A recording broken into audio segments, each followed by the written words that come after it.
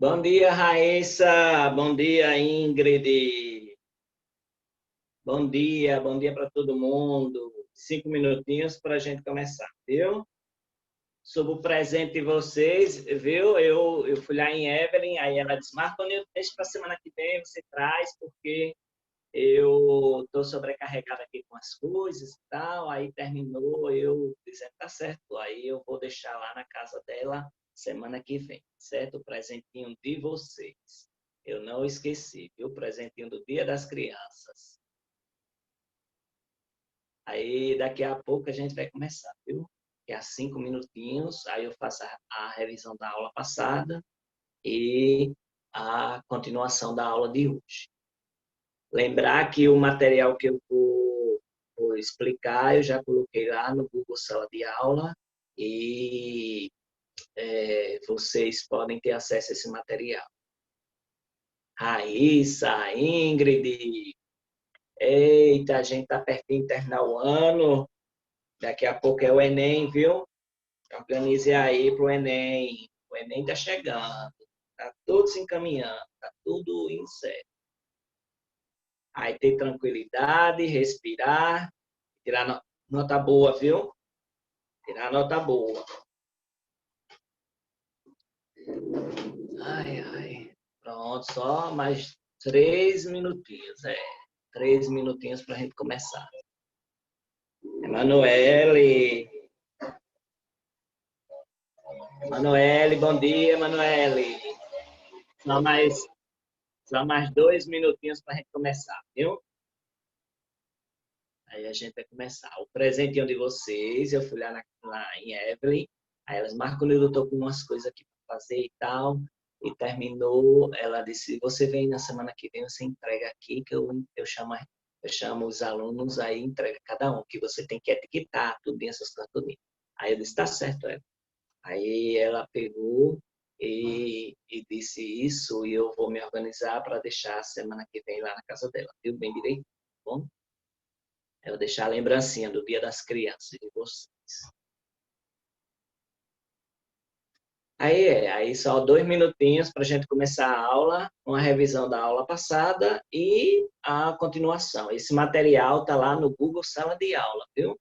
Você vai, se tiver dúvida, vou postar também exercícios sobre as atividades hoje ainda, ou as semanas passadas que eu ainda estou em débito com vocês.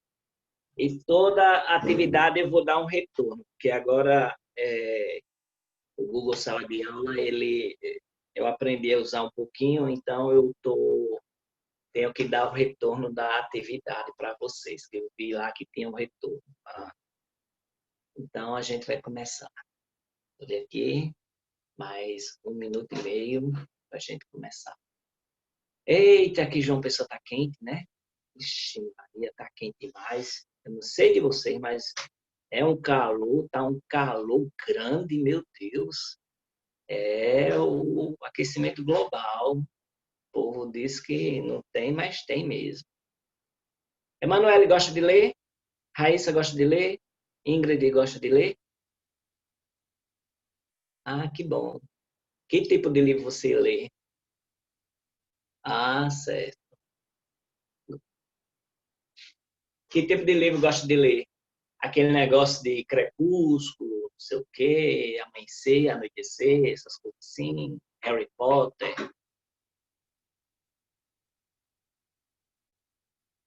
A menina que roubava livros.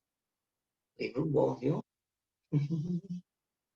Ah, que legal. Ó. Isso aqui também é um romance excelente. A menina que roubava livros. Viu? Excelente livro. A gente vai falar sobre eles agora na aula. Ah, ah, tá bom então. Vamos lá começar agora, viu? Minha gente do terceiro ano do ensino médio. Daqui a pouco é o Enem e eu quero notas boas no Enem, viu? Vamos aqui começar. Aí, vou aumentar aqui a tela. Quem for chegando vai pegando na parte aí, viu? Olha, nós vamos então ver a questão a questão, uma revisão do que a gente viu na aula passada. A gente começou falando sobre romance, crônica e notícia.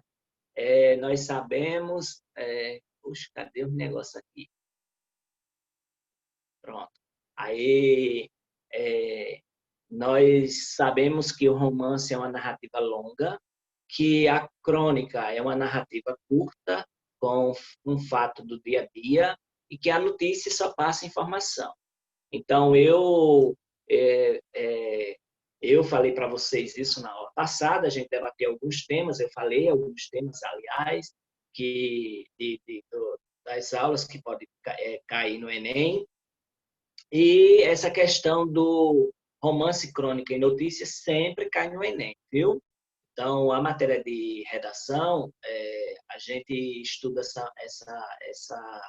esses conteúdos de gêneros textuais para a gente saber interpretar, certo? Então, por isso que vocês vão sempre, se for fazer um concurso, fazer o Enem, vocês sempre vão ter contato com ou a notícia, ou a crônica, ou no romance, ou o romance, certo? Lembrar também que no Enem vai ter lá notícia, vai ter crônica e vai ter fragmento de romance, porque o romance é uma narrativa muito longa, não dá para botar um romance todinho numa prova. Aí eles pegam um pedaço do romance, faz a interpretação do texto, e aí você tem que saber que aquilo se trata de um romance, ou se trata de uma crônica ou de uma notícia, certo? Aí a gente começou na aula passada com esse conteúdo aqui, ok? Com esse conteúdo aqui. A gente viu que na última aula, né, que a gente viu essa notícia da Folha de São Paulo de 1999, que aqui eu suponho que não tenha ninguém que nasceu antes de 2000. Eu acho que vocês é da geração de 2000 para cima. Então, aí é uma notícia que, como eu já disse na aula passada, ela é sempre retomada, porque todos os anos acontecem casos assim, certo? Ou a criança que é jogada no rio, abandonada pela mãe na lata do lixo, ou é trocada por alguma coisa, certo? Então, a notícia aqui, ela traz uma linguagem denotativa, de denotação. Denotação é a linguagem real, é o sentido real da palavra. Não tem outra interpretação. A interpretação é aquela lá e acabou, certo? Essa questão da interpretação da notícia. E eu falei para vocês que a notícia, ela tem... deixa eu ver aqui, porque eu não estou vendo aqui, agora sim.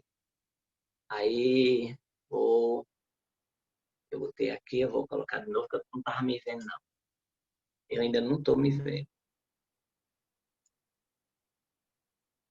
Então, acho que agora vai aparecer. Pronto, é isso aqui.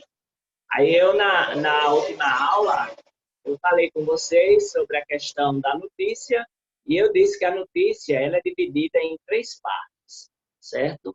Ela é dividida em três partes. No título, certo? E aí eu estou grifando o título. Aí esse título ele é importante para a gente focar naquela... Pedro Melo, bom dia, Pedro Melo. Aí focar no que vai vir. E aí, professor, bom dia, viu? Bom dia aí a todos. Bom dia aí, viu? Vamos lá, futuro advogado, futuro desembargador, futuro juiz, viu? Com certeza, viu? Com certeza. Aí, vamos embora. Aí, eu falei na aula passada que na notícia se tem um título, certo? E esse título ele é chamativo, ele vem ou em negrito, ou negrito caixa alta são aquelas letras maiúsculas, né? Aí vem também um subtítulo, que é chamado de linha fina, e aqui não tem, mas uma boa parte tem, né? Chamado de linha fina, eu vou botar aqui linha fina, linha Eita, que esse negócio que escrever com o mouse é ruim. Eu não tenho habilidade com isso, não. Sou horrível com coisas manuais. Linha fina, certo? E o primeiro parágrafo, que é chamado de like. Então, são 3 partes na notícia que, é, que são importantes a gente identificar. O título, o subtítulo, que é chamado de linha fina, e o like. No slide, que é o primeiro parágrafo, ele vai responder aquelas perguntas bem básicas. Onde, quando, como e porquê e tal. Essas perguntas básicas, certo? Então, nós temos aqui as 3 partes da notícia. Se eu perguntar num exercício tal, quais são as 3 partes da notícia? Aí você vai botar título, você vai marcar assim, ó, título, né? Se tiver subtítulo ou linha fina, você vai marcar e slide. Você não vai botar introdução, desenvolvimento e conclusão, porque isso é para uma redação dissertativa, ok? Mas numa notícia que eu uso a denotação, lembrar, a denotação é o sentido real da palavra, ela só diz isso. Ela não muda mais, não muda nunca. Então, a informação é essa e acabou, ok? Então, nós temos a linguagem denotativa, a linguagem de denotação. Denotação significa linguagem real. Então, na notícia, são essas 3 partes. Eu vou ler bem rápido para vocês, porque na aula passada a gente já leu, e a gente vai pegar e vai avançar. Ó, criança trocada por casa é apresentada no Paraná. Um dos 4 bebês trocados pelos pais por material de construção, cestas básicas e até mesmo uma casa foi apresentado ontem pela mãe na sede do Sicredi, Serviço de Investigações de Crianças Desaparecidas da Segurança Pública do Paraná. A criança estava em Curitiba com o engenheiro Antônio Ricardo Siqueira, 39, e a comerciante Luísa Helena Pereira, 39. Havia cerca de um mês. O menino continuará com o casal, que foi indiciado em inquérito policial, até decisão final da Justiça. O casal foi indiciado sob acusação de venda e o troca de crianças, de acordo com o Estatuto da Criança e do Adolescente. A mãe da criança, a desempregada Maria do Nascimento, deverá ser indiciada em inquérito policial no início da próxima semana, segundo o delegado Harry Ebert, que cuida do caso. Ela teria entregue o filho em abril à curitibana Jurema Frumento, que teria intermediado a troca da criança por uma casa. Jurema, que também foi indiciada, nega ter recebido qualquer quantia pela entrega. Ela afirma ter ajudado a criança, a amiga, aliás, a amiga, que é mãe solteira e não tem dinheiro. Então, nós temos aqui, ó, a questão de uns temas bem importantes e bem debatidos, e que pode ser também tema da redação do Enem, a questão de abandono de criança. A gente sabe que a lei não permite o abandono de criança, o Estatuto da Criança e do Adolescente não permite isso, tem como consequência a prisão da mãe, né? Ou a perda da guarda, certo? Então, esse é um tema que pode cair na redação do Enem, que vocês têm que estar por dentro desse assunto. Tem um outro assunto também ligado aqui, nessa questão das crianças que são abandonadas e tal, a questão daquelas pessoas que não podem ter filhos, certo? A questão da adoção, a questão das pessoas que não podem ter filhos, certo? Por quê? Porque, às vezes, ou o homem tem problema de infertilidade, ou a mulher tem problema de infertilidade, certo? E eles querem ter filhos, só que essa questão biológica não permite. Mas aí o que é que acontece? Acontece que eles vão ou adotar, ou vão procurar uma pessoa que não quer ter o filho, certo? Ou para doação, ou, no caso aqui, uma troca, né? Fazer troca. E a questão também do Eita, esqueci o que eu ia falar, tô ficando velho mesmo. Isso. A questão da troca, né, e a questão da infertilidade, aí essa questão todinha, ela é um problema social, certo? Aí, essa questão social, ela é abordada todos os anos, certo? Olha, é uma notícia de 1999, mas ela é sempre recorrente nos jornais, certo? Então, as pessoas, tem gente que não pode ter filho, então ela vai ou para fazer adoção, ou ela pega uma criança para que alguém não queira ou troca e tal, e assume a responsabilidade com aquela criança. Tem também as barrigas de aluguel, né, que a gente sabe, conhece e tal, que eu já até toquei na aula passada. Então, essa notícia, certo? Ela tem um título, ela deveria ter um subtítulo, que é chamado Linha Fina, e ela tem um slide, certo? O slide é o primeiro parágrafo. Então, se eu perguntar quais são as 3 partes de uma notícia, vocês vão responder título, linha fina e slide. Na maioria dos textos de notícia tem o slide, tem a linha fina, mas esse aqui não tem. Então, olha, nós temos aqui essa notícia que foi vinculada em 1999 e a gente vai continuar. Por quê? A notícia ela usa a linguagem de denotação, que é linguagem real. É só isso aqui. Eu não posso mudar nada aqui, eu não posso incluir nada, nenhuma informação a mais aqui, porque é uma informação objetiva. Aí a gente vai agora para o próximo texto, que é a crônica. A crônica, ela é um texto narrativo, é uma narração de um fato do cotidiano. Hoje mesmo, eu tenho a certeza que, pelos jornais, pelos sites que tem por aí, de vários cronistas, eles hoje estão falando a questão do senador que foi pego com dinheiro na cueca, né? Dinheiro lá roubado da corrupção na cueca. Então, vários cronistas estão aí pelo meio do Brasil fazendo textos relacionados a isso. Ou também relacionado à pandemia, que as pessoas aí estão sem muita importância com a pandemia, mas e por isso os números estão começando a subir, descer, sobe, desce, desce, sobe. Na Europa está lá subindo, descendo. Então, tem gente que pode, tem cronista que pode estar pegando esse assunto e fazendo um texto sobre isso. Mas aqui, essa crônica de Moacir Sclia, A Casa das Ilusões Perdidas, foi baseado naquela notícia que a gente viu agora, certo? A notícia que a mãe trocou o filho por uma casa. Então, ele leu essa notícia, ele pegou essa notícia como base, porque é um fato do dia a dia, e fez uma crônica. Aí, o que é uma crônica, professor? A crônica é um texto narrativo curto, que pega um fato do dia a dia, certo?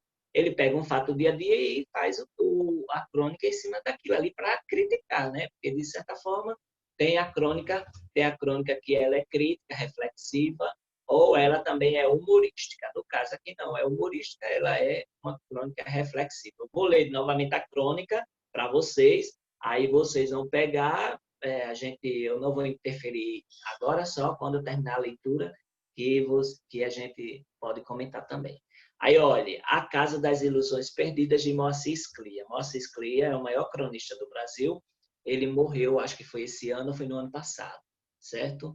Então, ele sempre fazia crônicas e as crônicas elas são lançadas nos jornais, depois elas são reunidas em livros, são reunidas, né, em livros, e depois disso elas são lançadas, publicadas para serem vendidas tudo juntas de uma única vez. Mas, por exemplo, tem jornal que escreve crônicas todo domingo, tem um que escreve crônica toda segunda, tem um que escreve crônica todos os dias, mas todos os dias é pesado, porque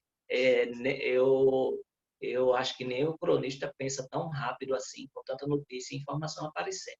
Mas, voltando aqui, A Casa das Ilusões Perdidas, Moacir Sclia.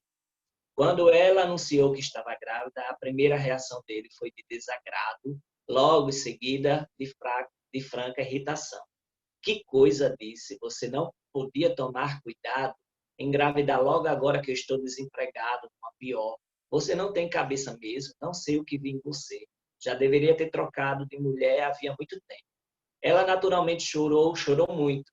Disse que ele tinha razão, que aquilo foi uma irresponsabilidade, mas mesmo assim queria ter o filho. Sempre sonhara com isso, com a maternidade. E agora que o sonho estava prestes a se realizar, não deixaria que ele se desfizesse. Por favor, suplicou. Eu faço tudo o que você quiser.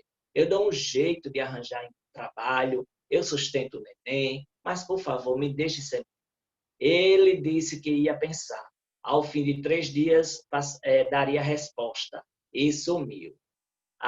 Voltou, não ao cabo de 3 dias, mas de 3 meses. Àquela altura, ela já estava com a barriga avançada, que tornava impossível o aborto.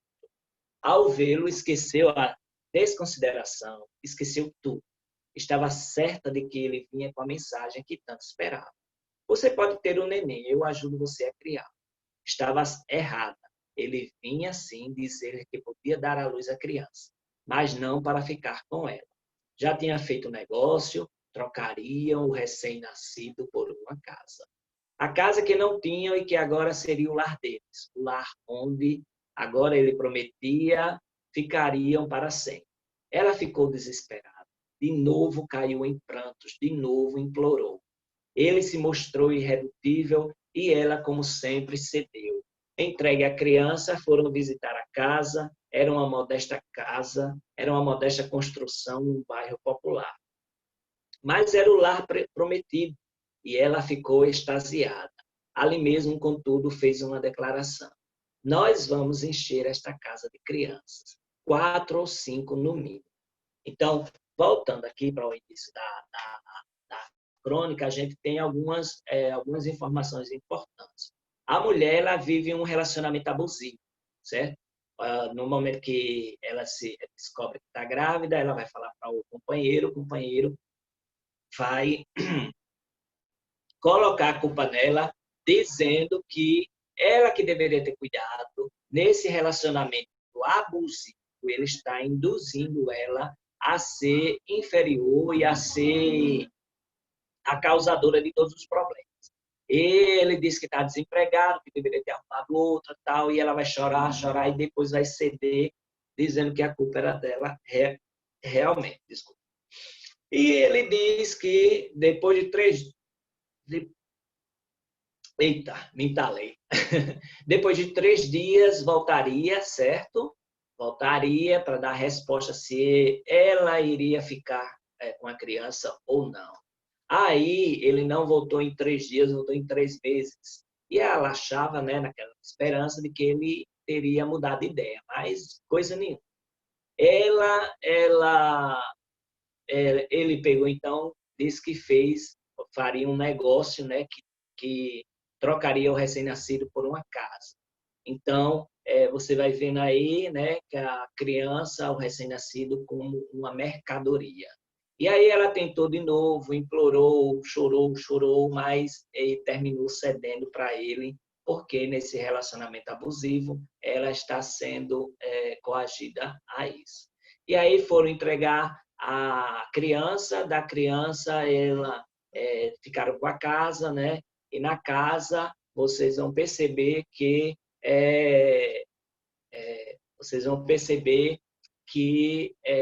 ela começa, então, a falar novamente sobre crianças, que ela queria 4 ou 5 no mínimo. Se a gente fosse continuar a crônica, porque dá para continuar, dos finais da crônica é que ele se aborreceu com ela, que ele não queria criança, não queria ter responsabilidade, e que eles terminaram brigando e ele vendendo a casa e ela ficando com uma metade do valor e ele com outra metade, e no final ela sem as crianças, né? Então, nesse relacionamento abusivo. Esse pode ser um dos finais. Porque essa crônica ela faz a gente pensar. Lembrar que essa crônica ela é baseada na outra, na notícia, aliás. Na notícia, certo? Na notícia da mulher ter trocado a criança por uma casa. Então, ele pegou aquela notícia, certo? E colocou aqui. A gente vai observar que a crônica, ela usa a conotação, a linguagem figurada. Você não sabe o nome dele, você não sabe o nome dela, você não sabe o nome da cidade, certo? Você não sabe se era isso que ela estava passando, mas o cronista, a pessoa que escreveu, ele imaginou tudo isso. É chamado de subjetividade, certo? É quando você coloca todo o que você acha, o que você pensa em um texto. Então, a crônica, ela é um texto curto, certo? Que aborda um fato do dia a dia. Então, o fato do dia a dia aqui foi aquela notícia de ter vendido a criança para trocar a criança por uma casa.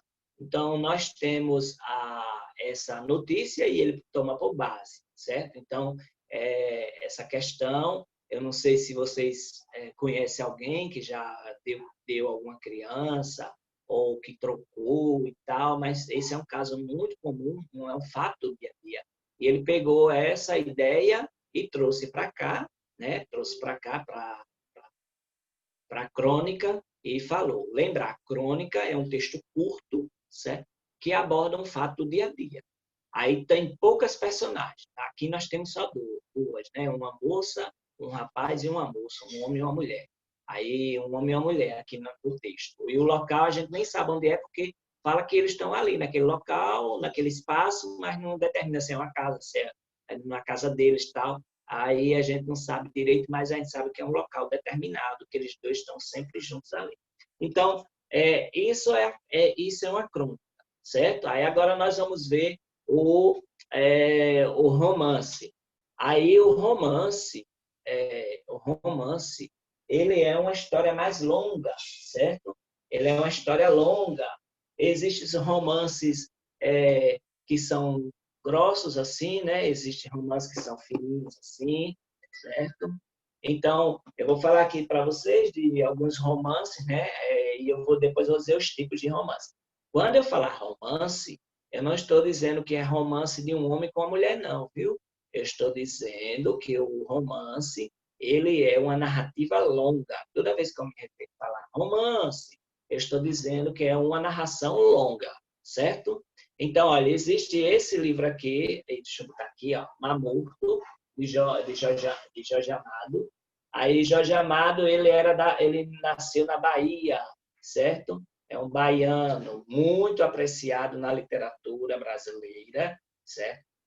Traduzido para vários idiomas, e ele fez vários livros, e também esses livros, eles eram colocados, foram feitos filmes desses livros, né? Foi transportado a linguagem do livro, do romance, para o filme. E vários filmes, vários livros foram transformados, de Jorge Amado, foram transformados em filme. Então, ele é bem interessante, certo? Existe o romance romântico, certo? O romance romântico, esse aqui é o Seminarista, de Bernardo Guimarães. Esse aqui é romance romântico de 1800. Os romances românticos, assim como Senhora, que está aí na tela, ele observava a questão do final feliz. Depois de todas as coisas, sempre tinha um final feliz. Sempre, ou terminava em casamento, ou terminava cheio de filho, mas sempre o final feliz. O romance romântico, é o tipo de... Quando eu falo romance, é narrativa longa, certo? Aí o romance romântico sempre tem o romance romântico sempre tem uma história com final feliz. Então, aqui, o Seminarista, de Bernardo Guimarães, que é um romance romântico, ele vai ter um final feliz. Aqui é um homem que se apaixona por uma mulher, mas eles são de classes sociais diferentes, e naquela época, de 1800, até 1950, mais ou menos, as pessoas que tinham classe social diferente, elas não tinham... não casavam com outra pessoa que era mais pobre, viu? Aí tem essa característica. Aí ele vai terminar indo para um mosteiro, um convento, mosteiro, certo? Um seminário, e ele vai ser padre. Aqui nós temos um outro romance, chamado Primo Basílio. Aí o Primo Basílio, de Eça de Queiroz, ele é mais grosso. Esse aqui é romance realista. Por quê? Porque ele não tem um final feliz. O romance romântico, ele tem um final feliz. O romance realista não tem um final feliz. O Primo Basílio é de Eça de Queiroz. Eça de Queiroz é português. Então, isso aqui faz parte da literatura portuguesa, que ela é absorvida pela literatura brasileira. Então, Eça de Queiroz toca nesse assunto. Qual é a história do Primo Basílio? O Primo Basílio, ele fala de um primo chamado Basílio, né? Ele vai morar lá em Portugal e ele termina pegando a prima dele, né? Aí, pegando no sentido de fazer sexo, essas coisas todas.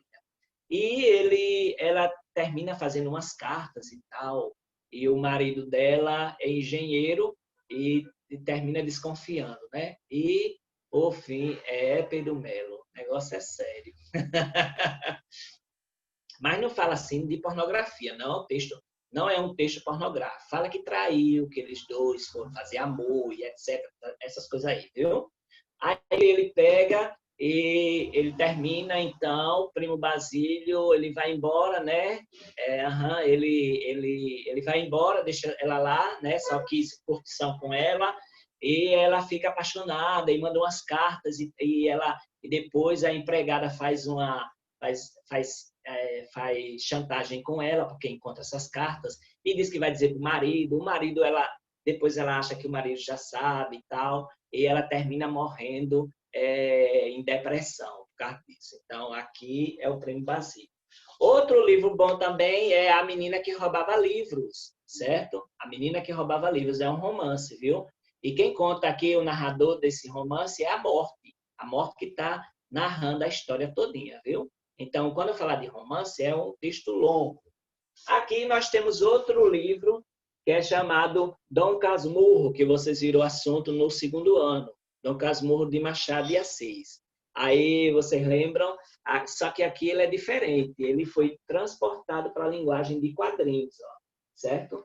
Ele é todo em quadrinhos. Então nós temos o Dom Casmurro em quadrinhos. E nós quando temos essa... Dom Casmurro, eu acho que você lembra da história, que o homem pega, acha que levou chifre, né? E ele pega e manda a esposa para outro país, manda o filho para outro país e tal. Ele vai... tem um amigo dele. Depois eu conto a história, porque na próxima aula eu conto a história, viu? Porque isso aqui também, de vez em quando, cai no Enem, viu? Esses fragmentos, esses textos aqui, certo? Cai no Enem. Aqui nós temos Senhora. Senhora é um livro de José de Alencar, um romance romântico, ou seja, é uma história longa. Quando eu falar romance, mais uma vez, eu vou estar sempre repetindo isso, vai ser uma narrativa longa. Nós temos uma narrativa longa que ele vai pegar e vai falar do final feliz, um romance romântico. Então, José de Alencar é o maior escritor do romance romântico. A Aurélia Camargo, ela é a personagem do texto, ela se apaixona por Fernando Seixas. Fernando Seixas é ambicioso, deixa ela por Adelaide, e depois a Aurélia recebe uma herança do avô, fica rica, e vocês sabem, aí toca num assunto que também pode ser tema do Enem, que é justamente a mulher que é solteira, certo? Numa sociedade totalmente diferente, que é a sociedade do século XIX. Mulher da alta sociedade, ela não podia ser solteira, certo? Não existia essa questão de mãe solteira. Mãe solteira era mal vista pela sociedade até 1970, por aí, viu? Aí depois foi mudando, né? Mas ela, como parte da sociedade, ela tinha que arrumar um marido de todo jeito. E aí ela compra o marido, ela pega e vai fazer lá, compra por 100 contos de réis.